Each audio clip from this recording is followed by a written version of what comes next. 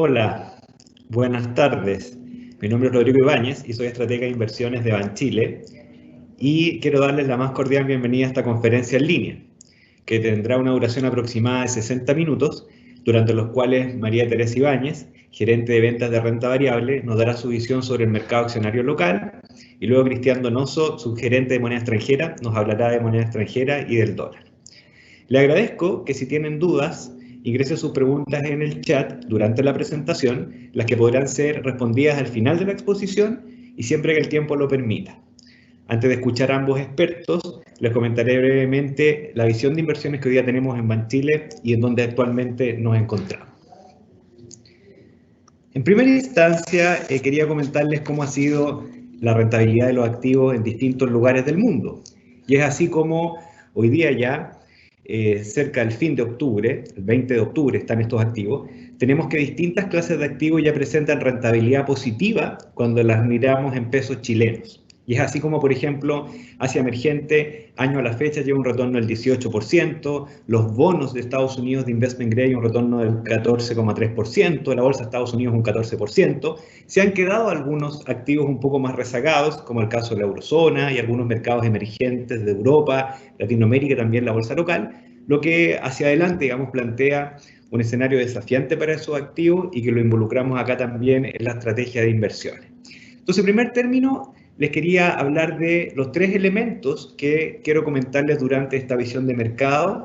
Uno tiene que ver con coronavirus y particularmente con lo que ha sido el proceso de recuperación y reapertura de los distintos países, dónde estamos, cómo se está comportando el mercado, cómo yo puedo invertir a esa recuperación, cuáles son los riesgos que estoy tomando. Son preguntas que vamos a tratar de resolver. En segundo término, vamos a dar una vista rápida respecto a lo que es la elección de Estados Unidos, que ya es en un par de semanas más, el 3 de noviembre en particular, para ver qué activos financieros pueden ser los ganadores o perdedores en distintas composiciones y cómo también poder invertir en ese contexto. Para terminar, con la visión de Chile, particularmente lo que tiene que ver con la comparación entre la renta variable local versus la internacional, donde hemos hecho cambios en las últimas semanas. Entonces, en primer término, quería conversar sobre lo que ha sido la recuperación de las economías globales y cómo esto también se ha ido traduciendo en los precios. ¿Dónde estamos hoy día? Y en el gráfico número 1 presentamos una consolidación de lo que tiene que ver con los indicadores de movilidad y de demanda eléctrica en distintos lugares del mundo. Y el número que ahí se aprecia es que hoy día estamos tanto en el mundo como un todo, en las economías avanzadas o en las economías emergentes, estamos entre un 78 y un 79% de los niveles de movilidad y demanda eléctrica que teníamos a principios de año, lo que significa que ya hemos recuperado buena parte de lo que habíamos perdido, sobre todo en las primeras semanas de abril y parte también de mayo. Cuando uno lo abre por países, y particularmente lo que está expresado en el gráfico número 2, que es el mundo desarrollado, nos damos cuenta que hay países como Estados Unidos que han venido en una senda recuperación y que hoy día ya están cerca del 80% de los niveles de movilidad y demanda eléctrica que tenían a principios de año. Lo que sí hemos visto una cierta estabilización, incluso alguna caída en el margen en algunos países de Europa en estas semanas de octubre como consecuencia de algunos confinamientos parcializados que se han dado en esa zona del mundo.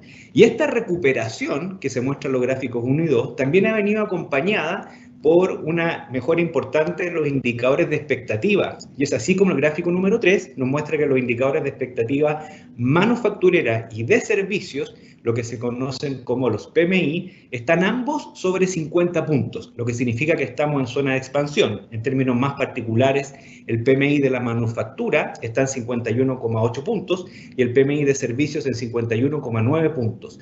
¿Qué significa eso en términos de las variables centrales a la hora de poder invertir? Primero, esos números nos están diciendo que es muy probable que ya en el tercer trimestre el crecimiento económico global esté en torno al 3%, ya recuperando buena parte de lo perdido en el segundo trimestre, y que en el cuarto trimestre de este año ya estemos con un crecimiento en torno al 4% en términos agregados como mundo. Y también ese tipo de expectativas PMI son consistentes con que al cierre de este año 2020, las utilidades de las empresas a nivel global puedan caer entre un 5 y 10%, y no el 20% que en algún momento se planteaba, para ya en el año 2021 presentar mejoras entre un 10 y un 15%. Ahora, ¿cuál es el riesgo de todo este escenario de recuperación que hemos planteado? Sin duda que el coronavirus. Y mientras no exista una solución definitiva, mientras no exista una vacuna, un tratamiento, vamos a tener siempre presente este riesgo sobre la recuperación. ¿Y qué es lo que se ve en el gráfico número 4? Ahí se ve que en los mercados desarrollados, durante el mes de octubre fundamentalmente, había un incremento importante de los nuevos casos por millón de habitantes en los últimos 7 días móviles, y eso ha sido más bien impulsado por lo que ha pasado en Europa, donde hemos visto en los últimos días algunos confinamientos más parcializados, en algunos lugares, como el caso de Irlanda, ya un confinamiento generalizado.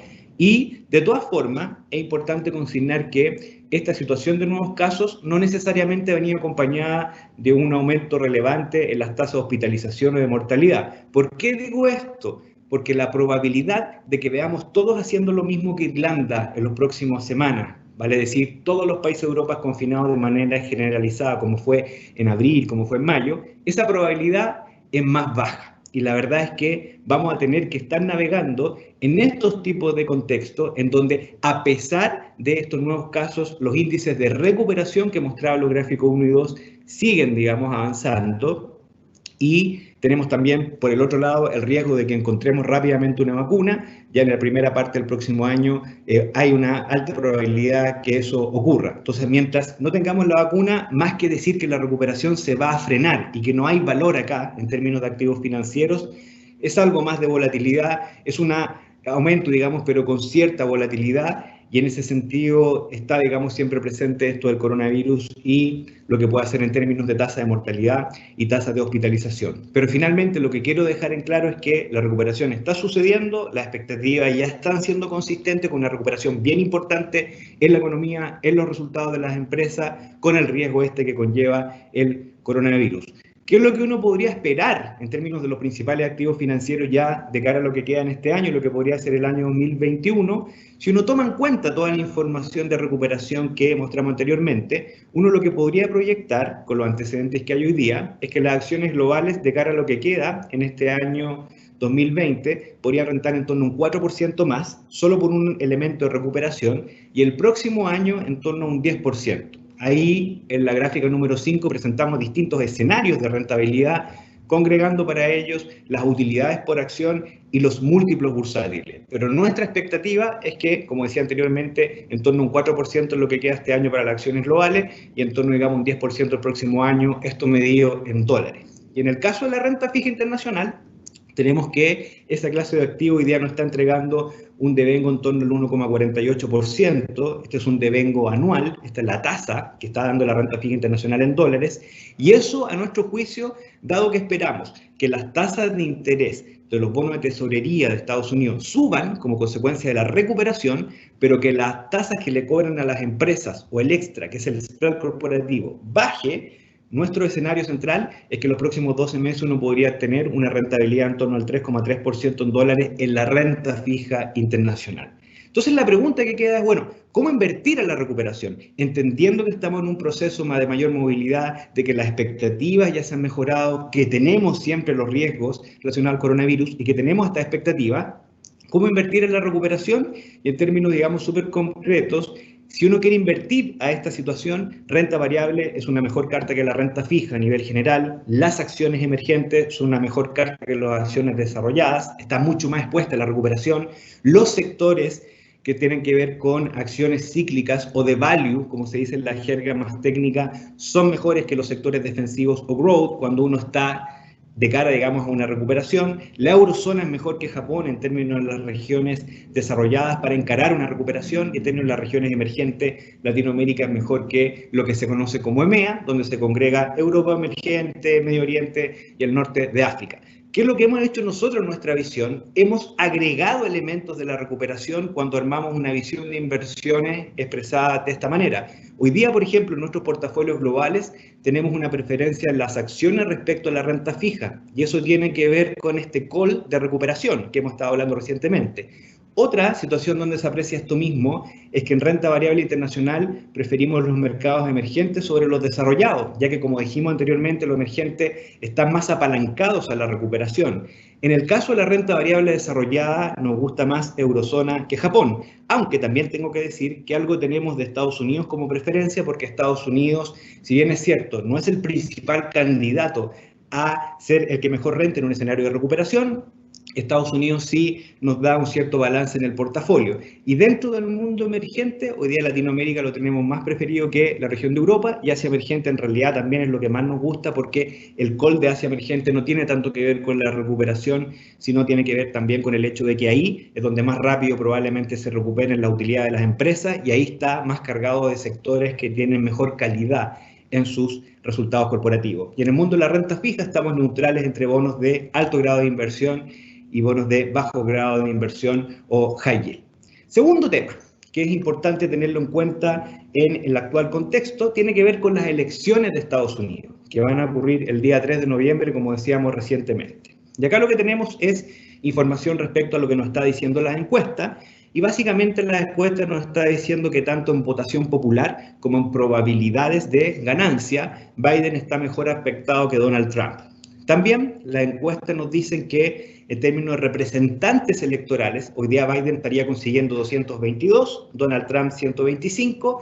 Biden, para poder ser elegido presidente, necesita llegar a 270, y esos 270 o casi 50 que le faltan para llegar a los 270 los podría conseguir en los estados de Florida y Pensilvania, que es donde se está jugando prácticamente la elección. Con los datos hasta el día de ayer, en ambos estados, en Florida y Pensilvania, que dan 49 representantes electorales, lo que le falta a Biden para ganar, Biden está ganando por ventaja más o menos pequeña en Florida, 2,7%, y Pensilvania del 7%. Por lo tanto, muy clave va a ser lo que pase en los próximos días con Florida. El votante estadounidense ha ido a votar de manera anticipada y muchos de esos votos están en Florida, así que va a ser importante las señales que vayamos teniendo ahí para ver si finalmente lo que dice la encuesta se va a traducir en que Biden adquiera la presidencia de Estados Unidos. Y en segundo término, también es importante ver lo que nos dice la encuesta en términos de composición tanto del Senado como de la Cámara de Diputados.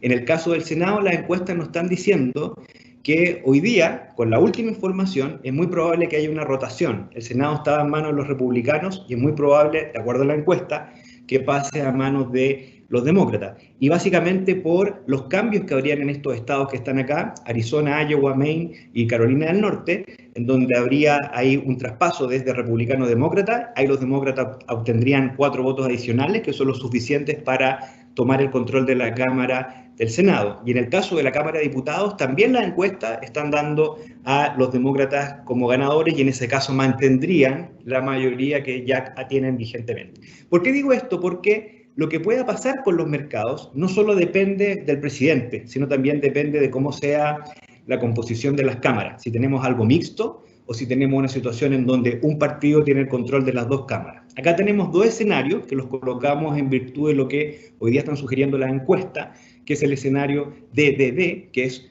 todo demócrata, el presidente y ambas cámaras, y tenemos el escenario DDR, donde tenemos al presidente demócrata, la Cámara de Diputados demócrata, pero la Cámara de Senado republicana. Y en el escenario DDD, los activos ganadores son los siguientes. A la renta variable que no es de Estados Unidos le tiende a ir mejor que la renta variable de Estados Unidos. ¿Cuál es el principal catalizador de eso? Uno de los principales catalizadores es que si se da una situación de todo demócrata, es muy probable que tengamos las alzas de impuestos, es muy probable que tengamos una mejor situación en términos de comercio internacional, y es muy probable que tengamos un dólar a nivel global algo más débil. Y eso, desde la perspectiva de las clases activos de renta variable, siempre ha favorecido al mundo más bien de Asia emergente, de eurozona, y no tanto a Estados Unidos. Y en términos sectoriales, si se da el escenario DDD, en ese caso son los sectores más bien tipo value, como los sectores materiales o cíclicos, los que andan relativamente mejor. Y en el caso de lo que es el mundo emergente, como decía antes, Asia emergente es lo mejor, Latinoamérica es neutral, no es ni lo mejor ni lo peor, y Japón, dentro del mundo desarrollado, es lo más malo. En cambio, en el otro escenario, DDR, tenemos que ahí, en donde sigue el control de la Cámara del Senado por parte de los republicanos, es menos probable que veamos las medidas tan intensas que nos lleven a ver a que Estados Unidos como renta variable esté más mal que el resto del mundo. De hecho, ahí cambia. Ahí es muy probable que la renta variable de Estados Unidos siga teniendo el sobredesempeño que ha tenido durante los últimos 10 años respecto al resto del mundo. Y en términos de sectores, ahí también probablemente hay una rotación, no son los sectores más cíclicos, como el caso de materiales, en el caso de un triple D los ganadores, sino son más bien sectores de healthcare, por ejemplo. Y lo que sí se mantiene es el hecho que en el escenario DDR, Asia emergente y Eurozona también son buenas clases de activos fuera de Estados Unidos, lo que refiere a la renta variable. Y en el caso de la renta fija, una cosa en común es que en general la high yield le va mejor que investment grade en lo que refiere a renta fija internacional. Entonces tenemos ahí dos escenarios que con distintos ganadores y perdedores, y básicamente lo que hemos hecho en la estrategia es tratar de balancear esos dos escenarios, dado que no nos jugamos a priori un resultado electoral, ya que eso tiene mucha volatilidad y puede ser, digamos, muy distinto a lo que plantea la encuesta, como hemos visto, digamos, en casos anteriores. Y finalmente, para ya ir cerrando esta visión de mercado que estamos dando al 20 de octubre, tenemos que, en el caso, digamos, de lo que es Chile, hemos hecho un cambio en nuestra estrategia de inversiones. Nosotros habíamos estado, la verdad que underweight o con un menor peso relativo que los comparables nuestros en Chile, y hoy día estamos más bien neutralizados en Chile. Tenemos una posición igual a la que tiene el mercado la renta variable chilena. Y déjenme explicarle por qué. En primer término, Chile tiene una recuperación que está al 57%. La renta variable chilena, perdón, la movilidad y lo que tiene que ver con la demanda eléctrica de Chile está cerca del 57% de lo que teníamos a principios de año. Cuando comparamos esa recuperación de Chile, que acá está en rojo, pero acá está más bien en color celeste claro, cuando comparamos eso con cómo le ha ido la bolsa chilena respecto a la bolsa internacional durante este año, vemos que estaba totalmente acoplado, muy acoplado hasta julio, pero de agosto en adelante Chile empezó a mejorar en su recuperación relativa de movilidad, demanda eléctrica, pero la bolsa siguió cayendo y se produce ahí un gap más o menos importante.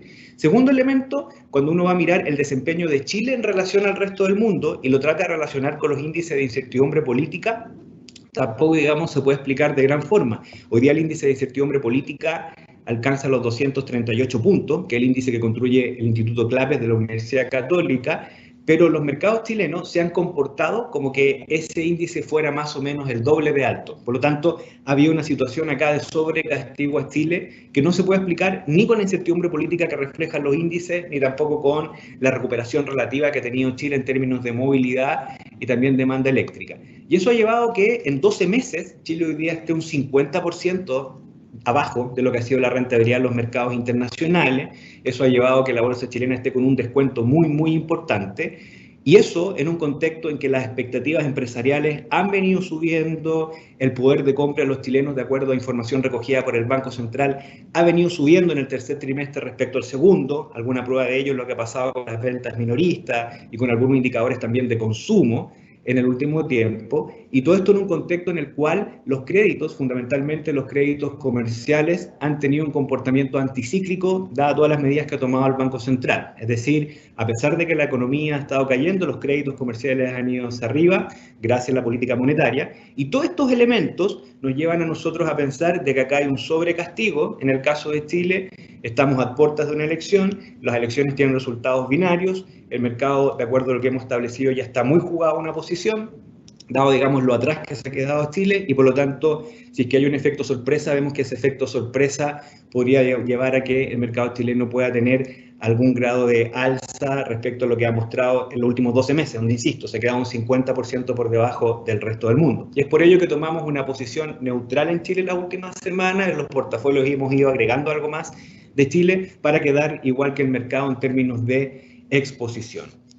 Acá simplemente todas las medidas que hoy día tenemos por el lado del Banco Central. Solamente recordar que el Banco Central tiene como medidas para hacer frente a cualquier shock de liquidez o algo que se produzca, compra de bonos bancarios, está recomprando instrumentos de su propia emisión y además tiene hoy día la potestad de poder comprar deuda, digamos, en el mercado secundario, deuda emitida por el gobierno. Por lo tanto, la visión se resume en, estamos en una recuperación, a puerta de Estados Unidos tenemos dos grupos de activos, algunos ganadores y perdedores, nos hemos posicionado de manera neutral, y en Chile estamos en una situación en donde venimos pasando de una situación de subponderado a neutralidad por los argumentos que les acababa de comentar.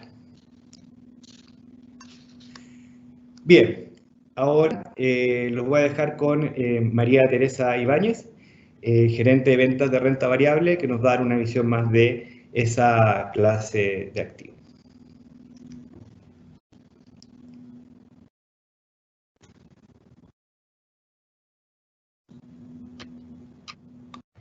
Hola, muy buenas tardes. ¿Cómo están ustedes? Gracias por la presentación, Rodrigo. Y la verdad es que vamos a tomar varias de las ideas que nos comentó Rodrigo recientemente para poder transmitir y concretar la idea final que queremos darle con esta presentación, donde vamos a hablar un poquito del mercado local y el mercado internacional para ver qué es lo que está pasando y cuál es nuestra visión con respecto a ello.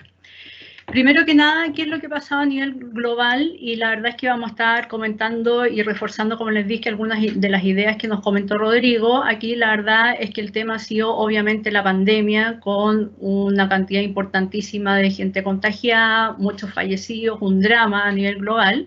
Y obviamente esto con las consecuentes cuarentenas, lo que ha traído un nivel de desempleo a nivel global y un nivel de actividad, una contracción de la actividad bastante importante también, y esto en todas partes del mundo. Los bancos centrales, tal como comentaba Rodrigo, manteniendo tasas bajas con medidas no convencionales en general para poder mantener la liquidez de los mercados, y en general también los gobiernos aplicando grandes estímulos para poder contrarrestar de alguna forma lo que ha sido el impacto de estas medidas de cuarentena, principalmente en la actividad global. A esto obviamente tenemos que sumarle algunos temas que se están dando ahora en las últimas semanas y que han generado mayor volatilidad, como el caso de las elecciones en Estados Unidos, que Rodrigo ya lo comentó recientemente, conflictos geopolíticos que vemos permanentemente que van apareciendo. En este minuto está el tema de Armenia con Azerbaiyán, de repente aparece el tema de Corea del Norte.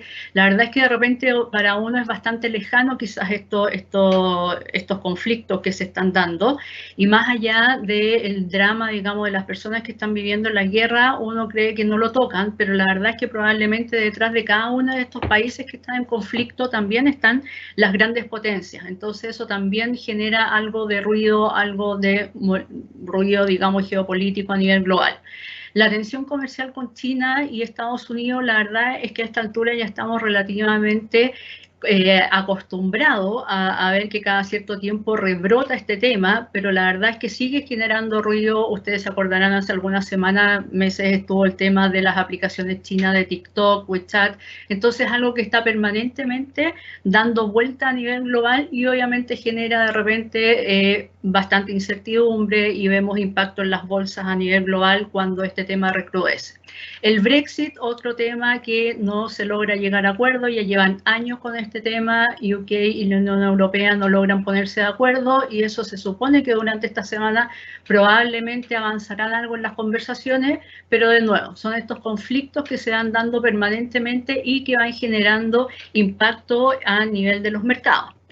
Localmente, obviamente que también muy impactados por el tema del COVID, con casi 500.000 contagiados, casi 14.000 fallecidos a la fecha aquí localmente, y un fuerte impacto económico también por las largas cuarentenas que hemos vivido durante estos últimos meses. Un IMASEC que vino en algún minuto cayendo un 15,2%, un desempleo muy alto y que probablemente permanecerá alto, o incluso lo vamos a ver más alto durante los próximos meses, dado que hay mucha gente que estuvo en su casa sin salir, digamos, sin buscar trabajo porque no se podía, y hoy día sí lo está haciendo. Planes de estímulo por parte del gobierno, muchos, subsidio al empleo, ingreso familiar de emergencia, etcétera. Obviamente, al igual que en el resto del mundo, tratando de contrarrestar lo que ha sido el impacto de estas cuarentenas a nivel de actividad interna. El Banco Central aquí en Chile también, con la tasa en su mínimo técnico, medidas no convencionales. Y a esto hay que sumarle otros temas que han estado impactando fuertemente los mercados a nivel local. El retiro del 10% de los fondos de las AFP, múltiples discusiones en el Congreso, la reforma previsional que pareciera no avanzar, presupuesto del año 2021, ahora en el fondo tenemos también este nuevo la discusión, digamos, de un segundo retiro, un eventual segundo retiro de fondos AFP, todos temas que obviamente no apuntan, digamos, a darle tranquilidad a los mercados internos. Recientemente una baja en la clasificación de riesgo por parte de Fitch. La verdad es que a nadie lo podría sorprender, porque efectivamente era algo que era bien esperado por parte de los economistas. Sin embargo, obviamente esto es una mala noticia también para los mercados en general. Y por último, también como lo comentaba Rodrigo, tenemos el tema del plebiscito este fin de semana y todo lo que va a ser el proceso constituyente hacia adelante, si es que gana el apruebo este fin de semana. Y solo para que tengan una idea de lo que va a pasar durante los próximos 18 a 24 meses, tenemos una agenda política en Chile bastante intensa. Partimos con el plebiscito este fin de semana, después ya viene la elección de alcaldes y gobernadores, el próximo año la elección de los miembros de la Convención Constitucional, si es que gana la opción apruebo. Tenemos también elecciones presidenciales en nuestro país. La Cámara de Diputados se renueva totalmente en la mitad del Senado y luego el plebiscito de salida, ya pensando en el año 2022. Y más o menos por julio del año 2022 recién tendríamos la nueva Constitución. Todo este tema de esta intensidad en términos de votación en las cuales vamos a estar inmersos durante los próximos meses, obviamente que también genera bastante ruido, bastante incertidumbre por parte de los inversionistas y la población en general. Ahora, ¿cómo se ha comportado nuestra bolsa durante todo este tiempo? Dadas las noticias, dado todo lo que hemos dicho, obviamente que tiene harta como explicación, digamos, la debilidad que hemos visto en la bolsa nuestra. Ahí ustedes pueden ver cómo post los temas de octubre del año pasado ya tuvimos una caída importante, en torno a un 14% en octubre del año pasado, pero la verdad es que hacia fines del año ya había logrado recuperar la bolsa bastante de lo que había caído por los eventos de octubre del año pasado.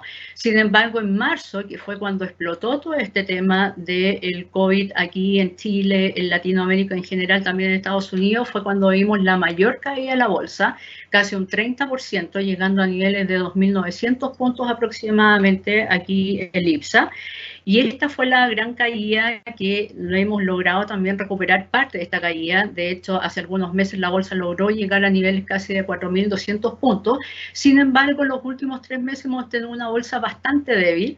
De hecho, ha venido cayendo desde el máximo que vimos en junio por ahí en nuestro país. Algo se ha recuperado, pero de todas maneras estamos bastante lejos del inicio de año en términos de IPSA. Ahora, ¿cómo nos hemos movido comparado con el resto del mundo? Aquí ustedes pueden ver en este gráfico varias bolsas. La bolsa que más ha rentado, o dentro de las que más han rentado, está el Nasdaq, que tiene una rentabilidad bien impresionante en lo que va del año, y se entiende dado que las compañías que están listadas en el Nasdaq son compañías tecnológicas que la verdad es que se han visto bastante beneficiadas por el tema de la pandemia. China también, que empezó su recuperación antes porque también había empezado con el tema del COVID antes y empezó, digamos, ya en marzo, está recuperando y abriendo, digamos, su actividad, también con una buena rentabilidad. El Standard & Poor's en Estados Unidos, rentabilidad positiva, Alemania, Japón, ahí casi con rentabilidad positiva, el Bovespa en Brasil, a la fecha, año a la fecha, digamos, con una caída en torno a un 14% y nuestra bolsa cayendo un 22% a la fecha, aproximadamente. Y la pregunta que nos hacemos es, ¿se justifica este descuento que tiene nuestra bolsa versus el resto de las bolsas? Ustedes habrán visto en la prensa durante el fin de semana que mostraban unos gráficos de cuál había sido la evolución de todas las bolsas del mundo desde octubre del año pasado a la fecha.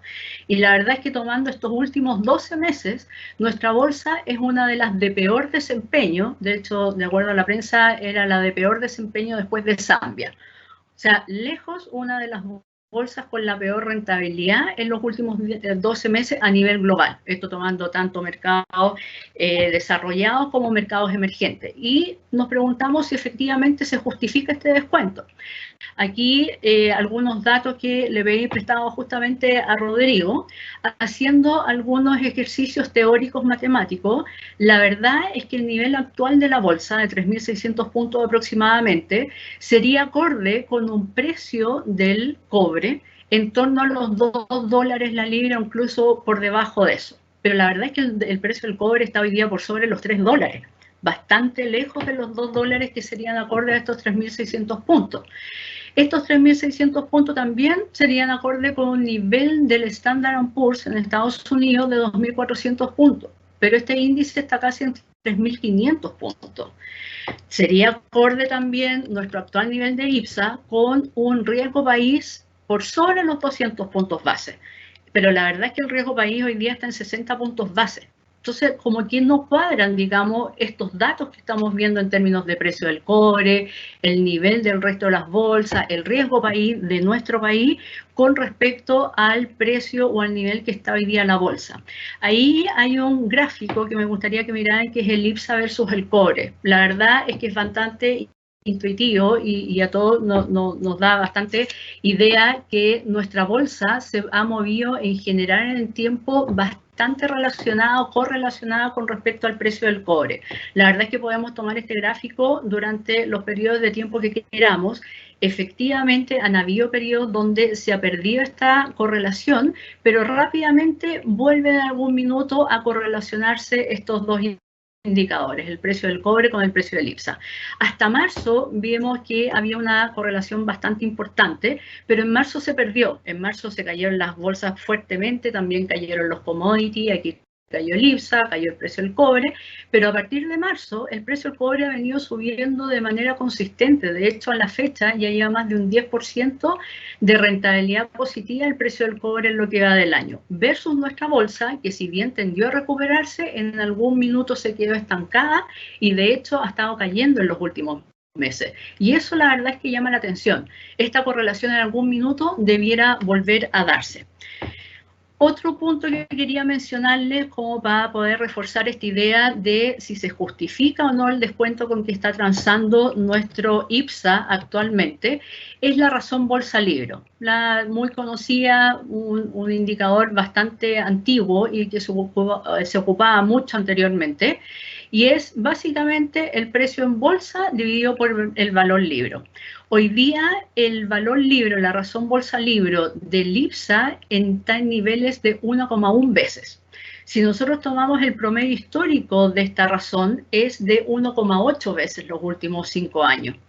Y si tomamos el nivel del IPSA que estuvo después de los eventos de octubre del año pasado, el IPSA estaba transando en una razón bolsa libro de 1,4 veces. Es decir, hoy día está un 42% por debajo del promedio histórico transando el IPSA si es que tomamos este indicador. La verdad es que si queremos ver un nivel al cual se está transando el IPSA a estos niveles de 1,1 veces, tenemos que retroceder más atrás que el año 2000, ni siquiera para la crisis subprime, el año 2008-2010, se estuvo transando tan bajo si es que lo miramos desde este punto de vista, desde la razón bolsa libro. Llama la atención que en el fondo haya este descuento también, si es que lo estamos mirando desde este punto de vista. De hecho, si tomamos la razón bolsa libro actualmente del IPSA, Chile es actualmente el tercer país con mayor descuento si lo comparamos con el resto de las bolsas del mundo emergente. Y si tomamos las compañías del IPSA, las 30 compañías que conforman hoy en día el IPSA, prácticamente casi 20 compañías del IPSA están transando bajo valor libro. Ahí está la definición de lo que es el valor libro, para que en el fondo como que tomemos el peso de lo que significa esto. El valor libro de una acción es básicamente el patrimonio de una compañía, es decir, un dato que uno saca del balance, dividido por la cantidad de acciones. Es un valor que uno podría hasta considerar como un valor de liquidación.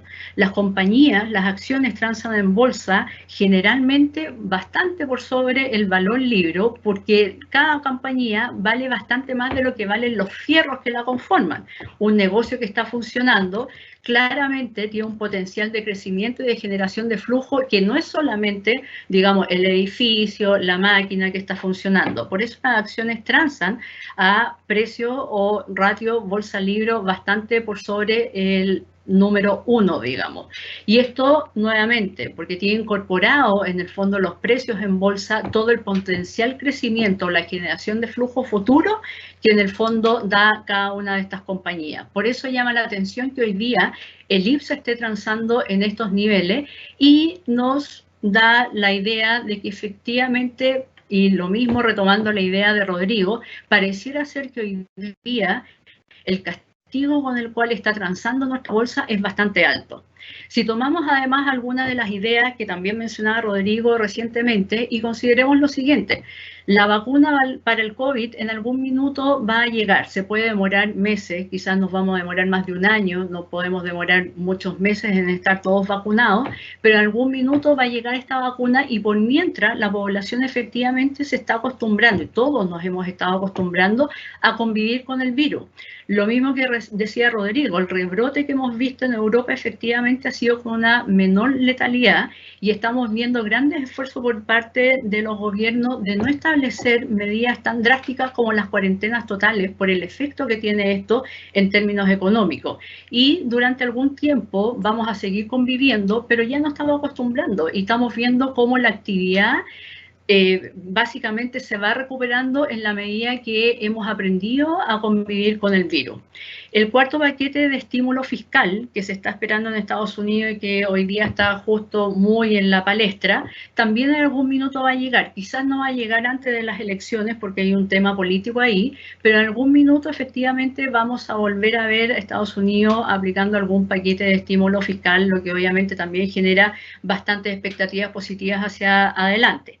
El crecimiento de China, la verdad es que es muy importante cómo se ha movido China durante los últimos trimestres. Como ellos empezaron antes con el tema del COVID, también se han venido recuperando bastante más rápido quizás que el resto del mundo. El primer trimestre China cayó en torno a un 6,8% en términos de su PIB, ya el segundo trimestre se estaba recuperando un 3,2% y el último trimestre que conocimos recientemente, el tercer trimestre, ya el PIB de China creció un 4,9% y esto ha tenido una importante implicancia en el alza del precio del cobre y eso obviamente que nos pega positivamente, así que también ojo con lo que ha sido el crecimiento y la recuperación de China. Y otros temas que en el fondo están generando hoy día alta volatilidad y alta incertidumbre son temas que en el corto plazo se van a resolver. Tenemos las elecciones de Estados Unidos que efectivamente es muy importante conocer cuál va a ser finalmente el nuevo presidente y cómo van a quedar conformadas las cámaras, pero el 3 de noviembre son las elecciones y vamos a conocer los resultados y ya es un tema menos. De ahí en adelante, cómo haya quedado todo conformado, ya vamos a tomar los caminos de acuerdo a las estimaciones que tengan nuestros estrategas, pero es un tema menos dentro de las expectativas o de la incertidumbre que tenemos hoy día a nivel de los mercados. Lo mismo aquí localmente. Este fin de semana tenemos el plebiscito, más allá de cuál sea el resultado, ya es un paso más que se da, va tratando de bajar lo que es la incertidumbre, las expectativas, que son lo que ha mantenido básicamente a nuestra bolsa bastante volátil y más bien presionada a la baja. Y por último también reiterar cómo se han venido recuperando las expectativas, esto a nivel global, pero particularmente en nuestro país. Si hace algunos meses nuestro departamento de estudio estimaba una caída del PIB en torno a un 6,1%, hoy día la caída estimada es de un 5,2%. Sigue siendo bastante malo, pero claramente bastante mejor que las expectativas que se tenían hace algunos meses. Las confianzas, como mostraba Rodrigo también, se han ido recuperando de manera bastante importante, sobre todo desde el mundo empresarial. El consumidor, la confianza del consumidor viene un poquito más detrás, pero en el fondo también hemos visto un cambio de tendencia recuperándose algo. Y lo mismo la caída, la expectativa, perdón, de las caídas de utilidades para este año, que va a ser un año con utilidades bastante menores que los años anteriores. Sin embargo, ya estas expectativas de caída en utilidades se han estado estableciendo en cierto nivel. Incluso vemos algo de expectativa más positiva ya hacia el próximo año. Así que tomando en consideración todos estos puntos, que el IPSA hoy día está transando con un descuento importantísimo a nivel de bolsa libro, que hay bastante descorrelación con respecto a muchos datos económicos y particularmente el tema del cobre, por ejemplo. Y también considerando que hay eventos que van a pasar ahora en el corto plazo y que nos van a ayudar a bajar un poquito la incertidumbre respecto de algunos temas. Nosotros creemos que efectivamente hoy día es el IPSA está transando con un descuento muy por sobre lo que debería estar transando. Sabemos que hay una alta volatilidad y alta incertidumbre porque hay un camino bastante largo por recorrer hacia adelante, tanto internamente como a nivel global, sobre todo por el tema de la pandemia de la vacuna. Obviamente que eso pueden pasar varios meses, como dijimos anteriormente, quizás un año o algo más, y a nivel local todo el tema político también supone un largo camino, parafraseando un poco a lo que dijo el Fondo Monetario Internacional, es un largo camino con alta incertidumbre, pero un camino ascendente. En este sentido, yo les quería comentar que durante la semana pasada nuestro departamento de estudio reiteró y volvió a sacar un informe, que es el Chile Equity Strategy, con un precio objetivo para el IPSA de 4.700 puntos a diciembre del año 2021. La verdad es que es una rentabilidad bastante atractiva la que se ve con esta expectativa a diciembre del año 2021, pero también tenemos que incorporar dentro de esta expectativa, obviamente, toda la volatilidad y todo este camino que nos queda por recorrer hacia adelante. Mirándolo desde otro punto de vista, dado el actual nivel en términos de actividad local y lo que se está esperando hacia adelante y también lo que está pasando externamente, el espacio que le quedaría a nuestra bolsa, dado el castigo con el que está transando, el espacio que le quedaría a nuestra bolsa para poder caer más es bastante más acotado que el espacio que tiene nuestra bolsa para poder recuperarse en la medida que en el fondo vayamos transando por un camino razonable hacia adelante. ¿Cuál es la sugerencia aquí? Obviamente que seguir la estrategia de asset allocation, es decir, tener nuestra cartera diversificada según nuestro nivel o nuestro perfil de inversiones, tener una cartera de acciones de acuerdo también al perfil nuestro. Por ejemplo, podríamos tener acciones dividenderas que en el fondo muestran una menor volatilidad y uno puede estar más seguro, entre comillas, por el lado del dividendo que estas compañías reparten. Tener en el fondo todas estas expectativas dentro de nuestra decisión de inversión, básicamente considerando que hoy día la bolsa está transando con un descuento importante, que no hay justificación para este descuento tan grande, que sabemos que hay mucho camino por recorrer con alta volatilidad y también muchos temas que nos están generando aún incertidumbre, pero que hay expectativas de recuperación que son de largo plazo, por lo cual nosotros también obviamente estamos absolutamente de acuerdo con lo que comentaba Rodrigo, de que una cartera bien diversificada donde tengamos las acciones locales dentro del perfil de riesgo en un carácter de neutral, nos parece absolutamente acertado en estos momentos que estamos viviendo actualmente. Eso era un poco lo que les quería contar. Les doy muchas gracias por su atención.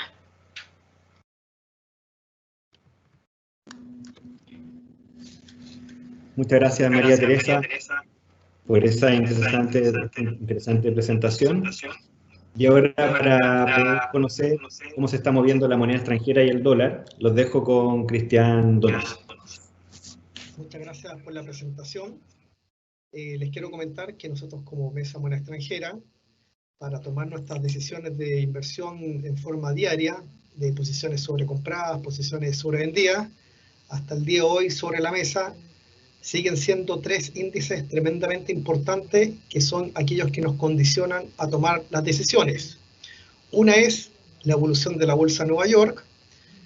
Claramente es el barómetro mundial del sentimiento de los inversionistas, en donde cada vez que esta bolsa cae, ¿cierto?, es porque turbulencias o eventos negativos están golpeando a los principales activos globales, y por el contrario, cuando la bolsa de Nueva York sube, es porque hemos tenido buenas noticias, quizás probablemente relacionadas con ensayos exitosos para combatir el coronavirus, ¿cierto?, buenos indicadores económicos en alguna parte del mundo.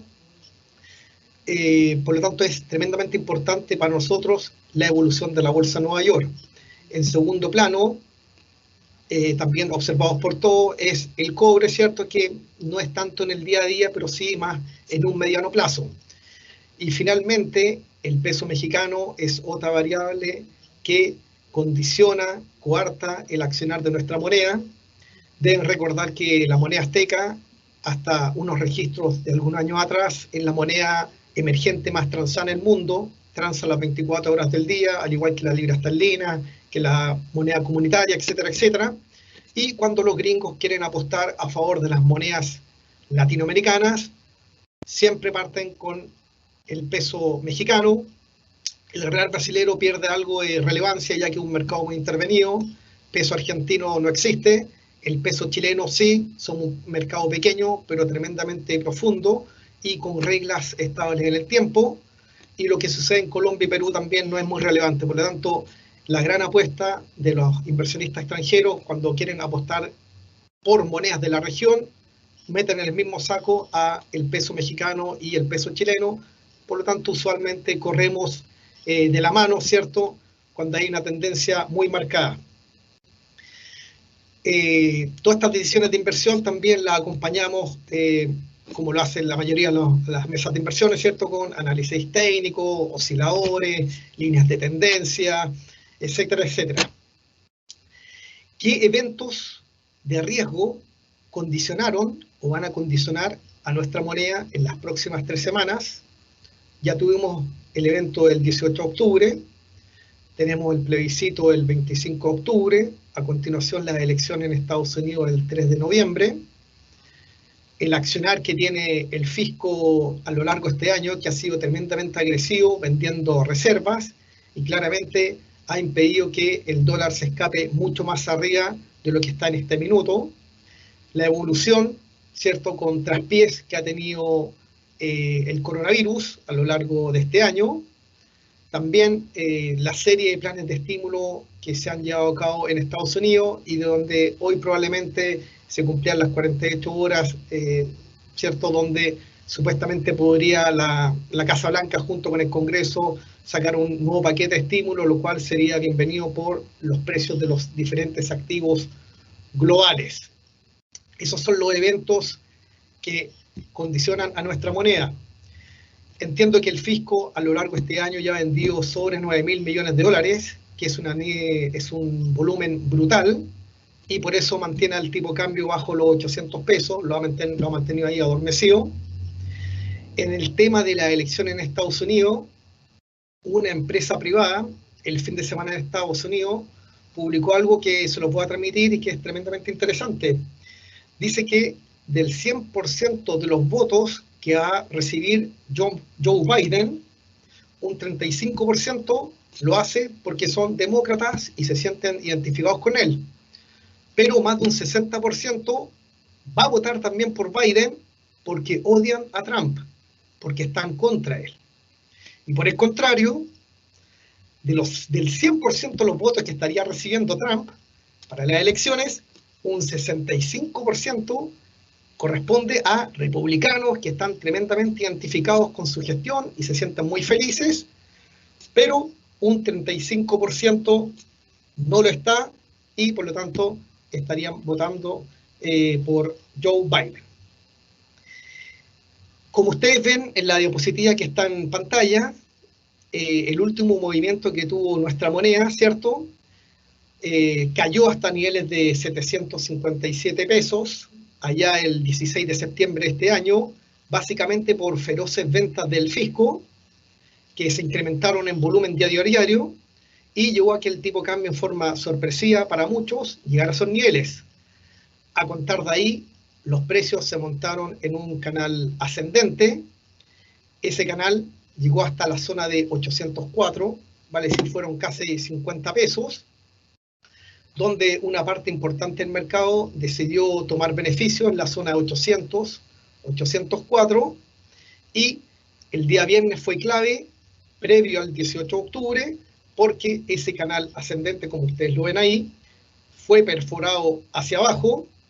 Eso fue una potente, clara señal técnica de que había que deshacerse de los dólares comprados más abajo, por lo menos de posiciones de corto plazo, y es así como hemos visto que el dólar desde 804 ha tenido una caída libre hasta la zona de 783, que fue lo vivido en la jornada de hoy. A nuestro entender, segmentos acomodados de nuestro país, ¿cierto?, ciertas empresas fueron todos muy buenos compradores de dólares las semanas precedentes, comprando, refugiándose ante la posibilidad de que ese fin de semana, del 18 de octubre, una parte de Chile fuera incendiado. Afortunadamente, ello no sucedió. Hubo hechos de vandalismo, hubo hechos de violencia, pero que estuvieron muy lejos de asemejarse a lo que ocurrió un año atrás. Entonces, esta semana, cuando abrió el mercado y vio que todo no había sido tan nefasto o tan pesimista como en algún momento se proyectaba, vino una toma masiva de beneficios. Otros jugadores largos que estaban comprados más arriba tuvieron que ejecutar stop loss. Había una señal técnica también que había que deshacerse de los dólares, y ya finalmente ahora estamos en la zona de 786 a la espera de que Nancy Pelosi junto a Steven Mnuchin, el secretario de Tesoro de Estados Unidos, pueden llegar a un acuerdo y sale a la luz un nuevo plan de estímulo que debiera bordear los 2 billones de dólares, ¿cierto? Lo cual sería bienvenido a nuestro entender por los activos globales. Nosotros pensamos que si nuevamente hay algún rebote del dólar a la zona de 802, 805, somos entusiastas vendedores de dólares en esos niveles en el corto plazo. Y por el contrario, si vemos una caída en los próximos días a la zona de 778, 782, claramente tendríamos un sesgo de compra en el corto plazo y comenzaríamos a acumular dólares esperando que los eventos que vienen en las próximas semanas vengan acompañados de mucha adrenalina, mucha agitación, mucha incertidumbre, lo cual llevaría a algunos inversionistas a nuevamente a dolarizarse y empujar los precios hacia arriba. Esta zona de 778, 782 nos luce atractivo comprar, pero sin embargo, si hubiera una caída adicional hasta 770, guardaríamos algo para también poder comprar en esos niveles. Ahí se encuentra un triple fondo técnico, hay niveles técnicos bien interesantes, por lo tanto no quemaría todas las fichas entre 778 y 782. Repito, si llegara puntualmente, hipotéticamente, a caer a la zona de 770, 772, compraríamos las últimas fichas, las últimas municiones, y ahí nos quedaríamos dolarizados esperando a que en las próximas semanas nuevamente el dólar pueda testear la zona de 795, 805, ya que la adrenalina, la volatilidad está garantizada por lo menos para todo este año por los eventos de riesgo que fueron enumerados anteriormente. Eso es todo.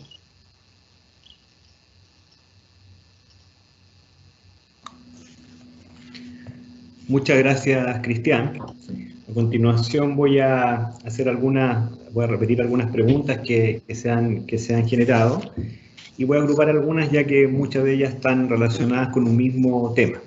Y voy a partir con preguntas que están relacionadas con lo que va a ser la próxima semana, en términos, digamos, o a fin de semana, lo que va a ser la elección.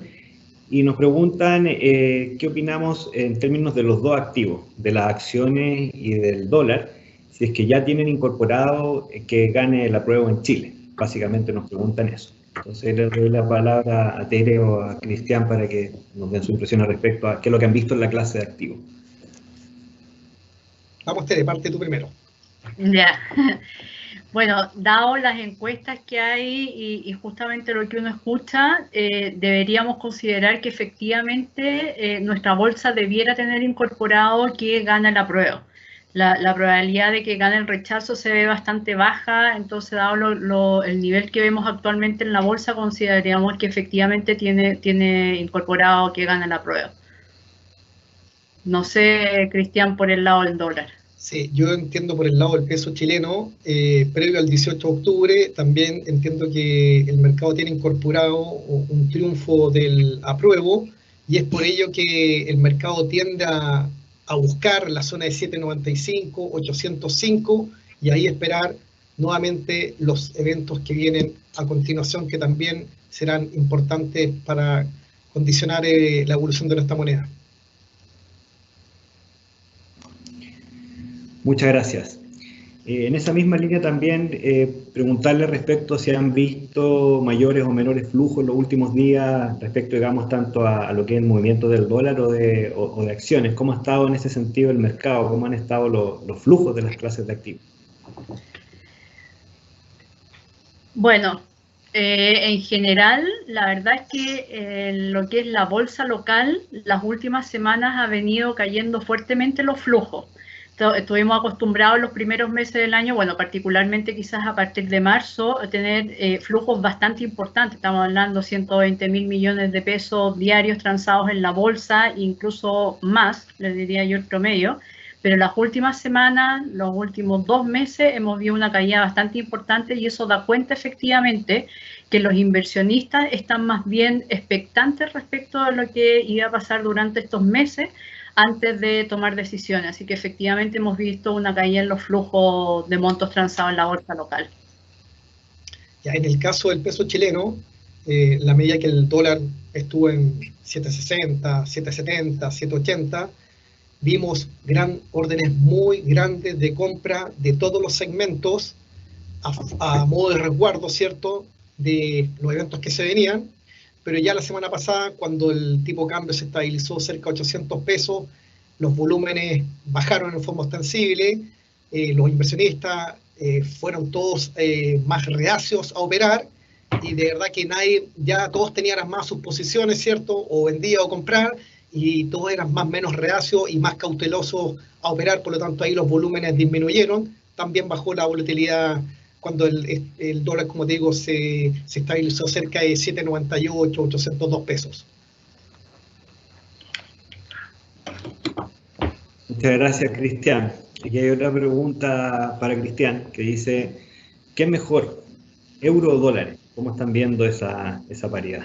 ¿El euro o el dólar?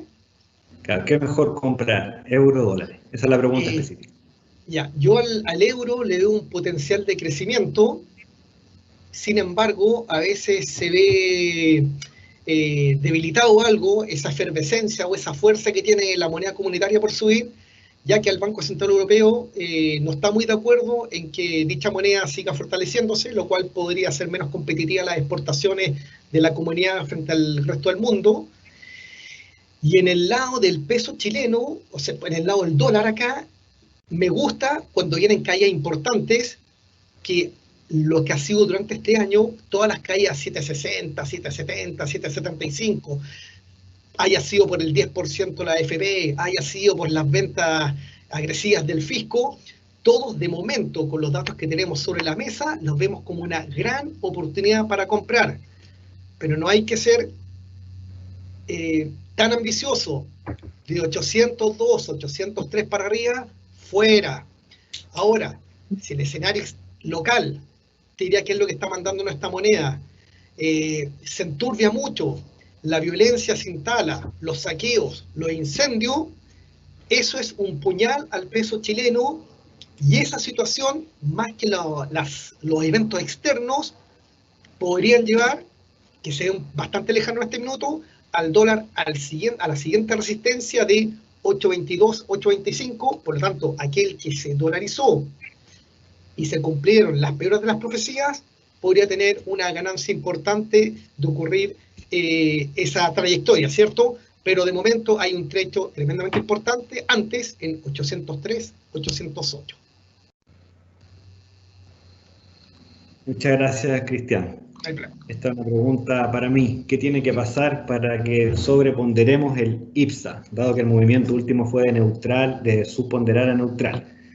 Bueno, básicamente lo que tiene que pasar para sobreponderar el IPSA es que se den los catalizadores que lo tienen abajo y lo lleven, digamos, hacia arriba.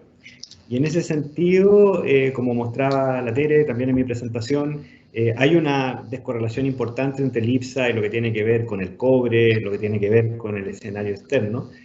¿Y qué es lo que necesitamos? Primero, necesitamos que la cosa externa nos siga ayudando. ¿Qué significa eso? Que efectivamente esta recuperación que se ha estado instalando llega al 100%, que no se nos quede pegada en el 80%, y para eso necesitamos que salga un tratamiento efectivo, alguna vacuna o algo por el estilo, o que nos acostumbremos derechamente a vivir con esto del coronavirus sin que eso entorpezca la actividad económica como lo hizo a principios de este año, o a principios del segundo trimestre, más bien dicho. Entonces necesitamos que la recuperación global siga. ¿Y por qué? Porque en ambientes de recuperación, todos los países puestos a commodities, como el caso de Chile, son los llamados a tener un sobredesempeño, pero cuando ya la recuperación se instala definitivamente, no cuando está como en esta fase inicial en donde más bien los beneficiados no han sido necesariamente los países emergentes productores de materias primas. Eso necesitamos. Y segundo, mucho del subdesempeño de Chile tiene que ver con la incertidumbre política. Yo suscribo que está internalizado en el mercado que gana la opción de apruebo, y el domingo vamos a despejar muchas de esas dudas. Ahora, ¿qué es lo que sería para los inversionistas, a nuestro juicio, algo que los podría llevar a tener una mejor vista de Chile y de esa manera los flujos vengan nuevamente?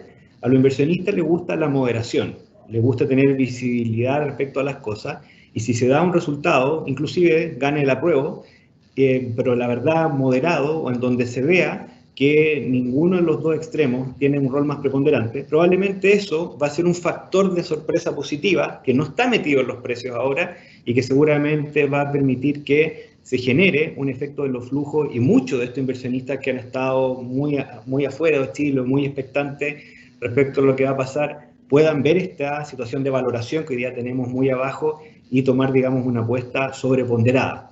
Ahora, ¿cómo están las inversiones hoy día? La sobreponderación, la subponderación, lo neutral, la verdad que es bastante táctico. El mundo, por ejemplo, la administradora nos estamos moviendo en horizonte de 3, 6 meses, y la verdad que esto puede cambiar dinámicamente. Entonces, necesitamos que la recuperación siga, y lo que necesitamos es que después del plebiscito tengamos una cierta visibilidad de moderación, y mientras los extremos, digamos, no se hagan cargo de las principales discusiones, eso probablemente el mercado lo va a tranquilizar y haya mucho valor en Chile que inclusive nos pueda llevar a sobreponderarlo. Bien, eso han sido, digamos, las principales preguntas que queríamos responder. Le agradecemos por habernos acompañado, y antes de despedirme los invito a todos a estar en contacto cercano con su ejecutivo y asesores de inversión. También los invito a estar conectados con nuestras recomendaciones a través de nuestros canales de YouTube y Spotify, donde semanalmente publicamos contenidos de economía, estrategia de inversión y también de mercado. Le doy las gracias a la Tere y a Cristian por habernos también acompañado en esta presentación. Que estén muy bien, que tengan unas muy buenas tardes. Adiós.